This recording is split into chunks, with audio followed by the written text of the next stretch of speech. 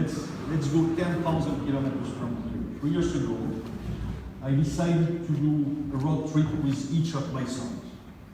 And with one of them, I went to Peru. And we were traveling the Wunderland, good hotels, good restaurants, Gaston Curio. And at one stage, we were on Lake Titicaca, and my son was 20 years old. Told me that he was a little bit fed up of this way of traveling. And he asked me to give the equivalent of 30 euros. And after 1 or 2 hours, here we are on a boat with Indians and going to an island called Amantani. Then we spent time with an Indian family, shared a lunch and a dinner, and then we're back on the boat. And on the boat, we're discussing, my son and me, and we're discussing, we're saying, 10 years from now, when all the memories will have been erased, we're going to remember from Peru, Machu Picchu, and this moment. And then, that's the paradox of modern travel, is that at no time in history you had so many people traveling for leisure. You had 1.2 billion international tourist arrivals in 2015, but we travel in cities and very often we're lost in translation. We have a very good time, but we don't meet any locals. And we believe that the majority of travelers are eager to discover a culture and meet the locals, but they have no way of doing it easily.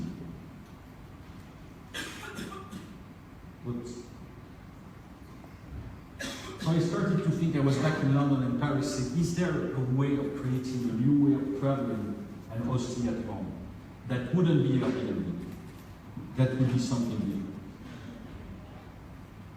new? And, you know, people are speaking about Facebook and Twitter, but the reality is that the original social network is the table. Somebody was speaking about 10,000 years. For 10,000 years, people have met, exchanged, created friendship around food, around the table. And when people are speaking, there is this buzzword about immersive experience. But what is more immersive than sharing a meal together at a people's home? So because I was also a VC, so I liked data. So I commissioned a polling company called touRRoir with Nielsen to ask representative samples of travelers across the world. So, and it was a very long study, but we asked the people one very simple question initially, is that when you are traveling, would you like, at one stage, to share a meal with locals at their home, or a food experience? Okay. So the most enthusiastic were the Chinese. Because for them, entering into a Parisian home or an Irish home, etc., is absolutely, can I say, amazing. The French were also okay. The Brits, 54, just above the 50% line. And we also asked people if they would like to host people at their home. Okay. The most interesting were the Italians, because it is the only country we have polled so far where you have more people willing to host at their home than willing to go and have a dinner at other people's home. There were 73% of people saying, yes, I'm willing to receive people at my home, people that I don't know. The other thing is that this kind of experiences allows you to continue to travel the way you like. So if you want to stay at the hotel, you stay at the hotel. But for 2 or 3 hours, you are going to have this experience that can be one of the highlights of your trip, and go back to your usual way of travel. And so we decided to create what we called a revolutionary, easy and secure way to enjoy unique moments with locals around food.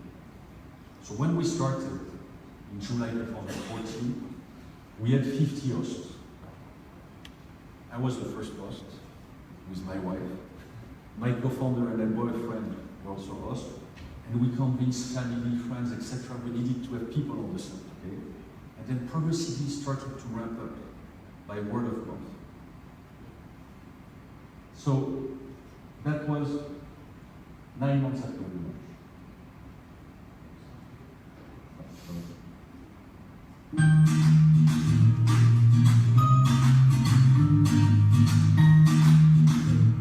Dans la vie, j'ai pas mal voyagé, sympa de recevoir des gens qui viennent du monde entier et de retrouver un peu cette ambiance que j'ai connue dans plusieurs pays.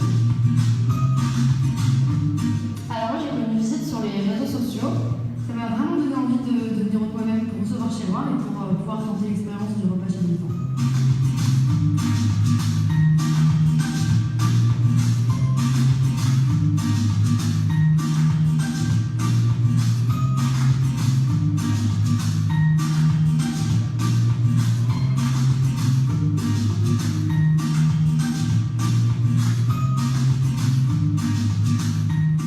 On apprend vraiment à connaître les personnes rapidement, l'esprit est vraiment bon enfant. Le site Vizeat est super simple à utiliser. Je leur ai fait une blanquette de veau. Ils sont venus dîner chez moi. Et à la fin, c'est un peu la réflexion qu'on s'est faite, c'est qu'on avait l'impression de déjà se connaître. Voilà, après un dîner.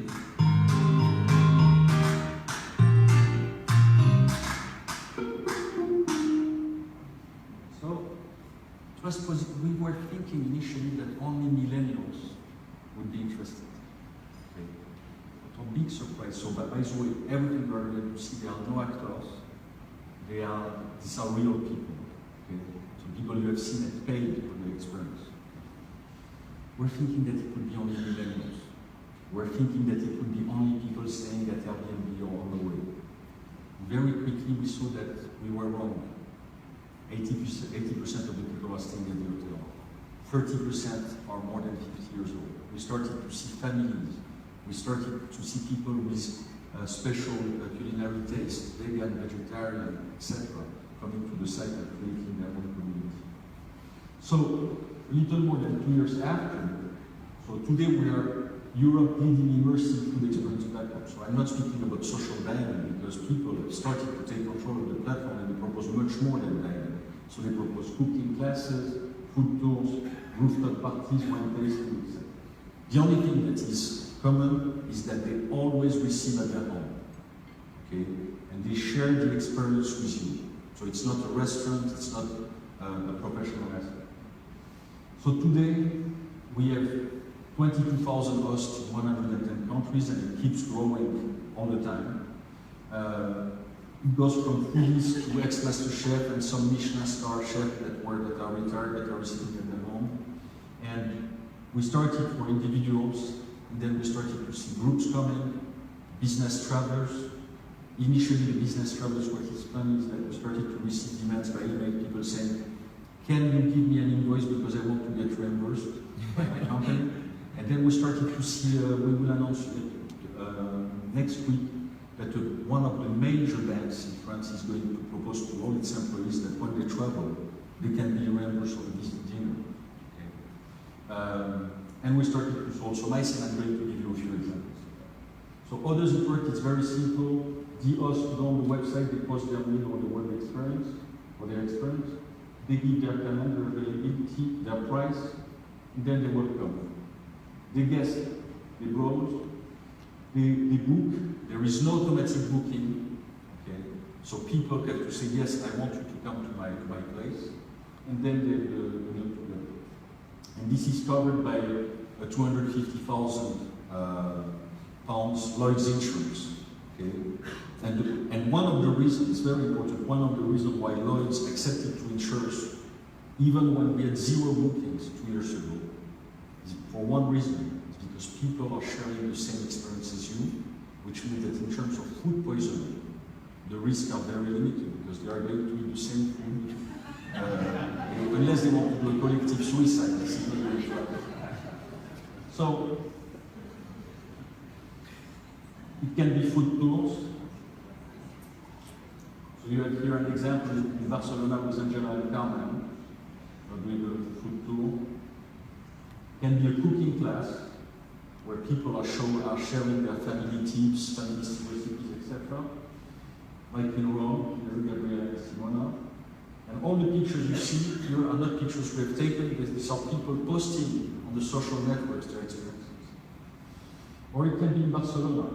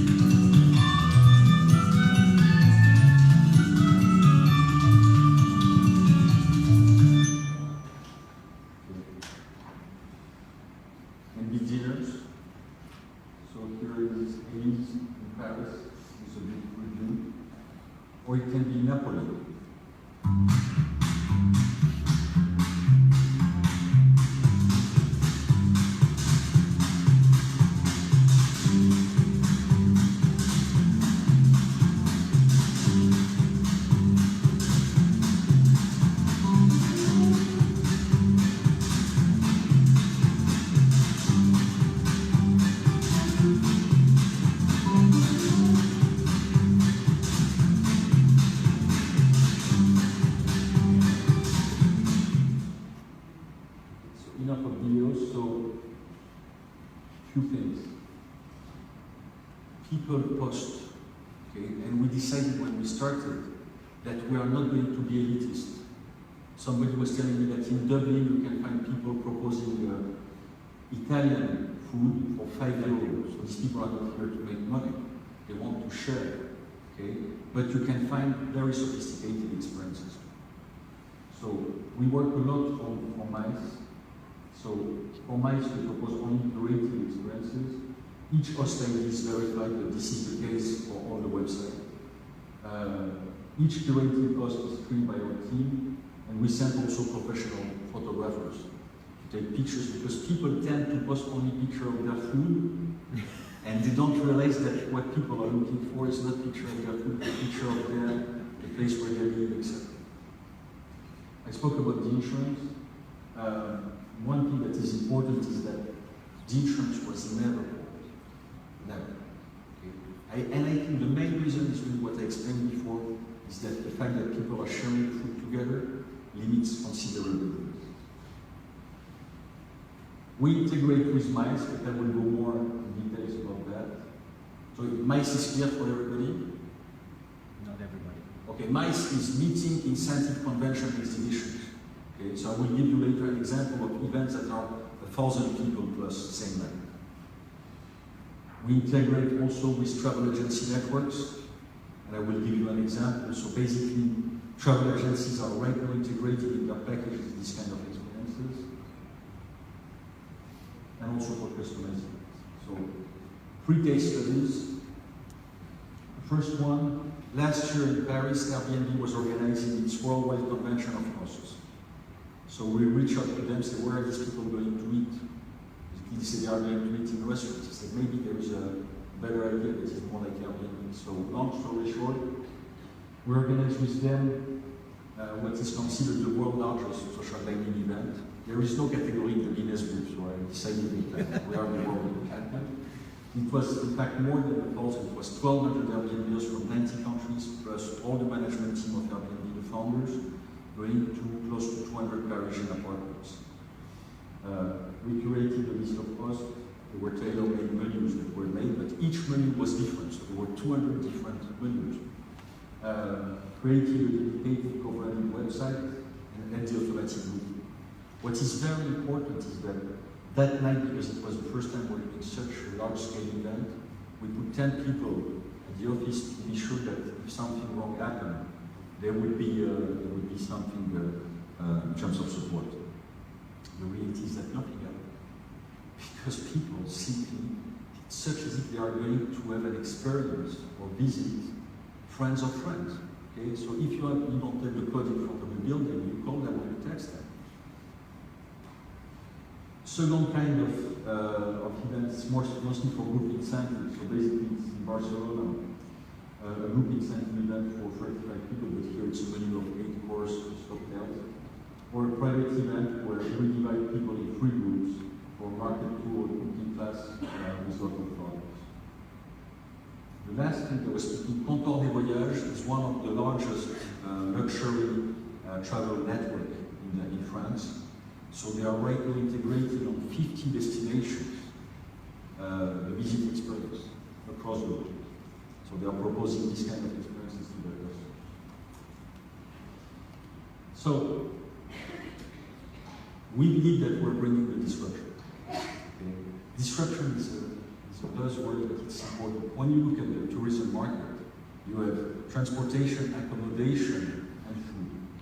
Transportation has been disrupted by the likes of BlaBlaCar. Accommodation has been disrupted by the likes of Airbnb and on the way. And we believe that food, it's not the next, it's happening now. Okay? First thing is that it represents usually 25% of the typical tourism. Second thing is that it's more the experience than the food in our case. People are not looking to save €2 compared to a restaurant.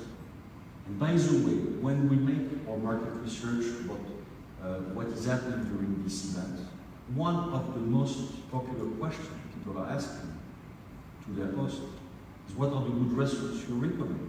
Because they don't go, they do that, they say once per destination, then they continue to go to the restaurant.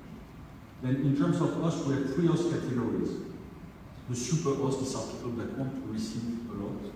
And it's important for us because you cannot have a community where people are only willing to receive during the weekend. Because when you're on holidays, if you want to have an event on Wednesday, it's the Wednesday. Then we have the food lovers. We love them. These are people really that want to show their culinary prowess. Then we have the casuals. The host community management is also very important. It cannot be on the online. We do a lot of meetups. Very interesting, most of the visitors are not renting their own.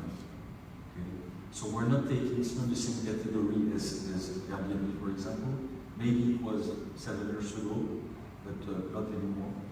And the important experience, the important fact is that we decided since we started that we would be public authorities friendly. It's very important. So we are a member of the Paris Tourist Board, of the French National Tourist Board, of London and Partners, and so on. There was everybody speaking about taxation. So I'm going to give you in 30 seconds something that is very important. There was a landmark decision in France, as far as I'm concerned, about the sharing economy taxation. So the tax authorities decided the following: everything is taxable from the first euro. Of course, this is France, so we're very taxed, except ride sharing, i.e. BlaBlaCar, and what they call co-cooking, i.e. Vizeat. In these two instances, if you are hosting an event, you are not paying any taxes. You don't even have to declare that to the tax authorities, because they recognize the aspect of the sharing that the people need to be part of the event, and also probably because it's good for the image of the country, that we show that we don't have only Michelin stars, chef, that we have also normal people being able to welcome them. The audiences I spoke about, tourists, we have business, what are independent business travelers and groups, and we see also a lot of locals. Okay, said that we don't need to change travel habits because 80% of people are staying in the hotels. The addressable audience is much larger, in fact, than the usual sharing economy crowd. For a business model, the business travel is very important because it mitigates the seasonality of the tourist season. And the other thing is really that it's not only millennials, it's also about it. So here are a few comments. By the way, the ratings are 4.9 out of 5. The press will leave it. And at the end of the day, I'm just going to show you something that I really love. Is what people are posting on the social networks. Just photos. Because at the end of the day, it's not about online, it's not about mobile, it's a human experience. People meeting with people. Hello? Video. Okay, so there is nothing spectacular, but it's just that, you know, what people are posting constantly about their experience. Or because they are proud of what they are doing, or because they had a good time. And that's it. Very good.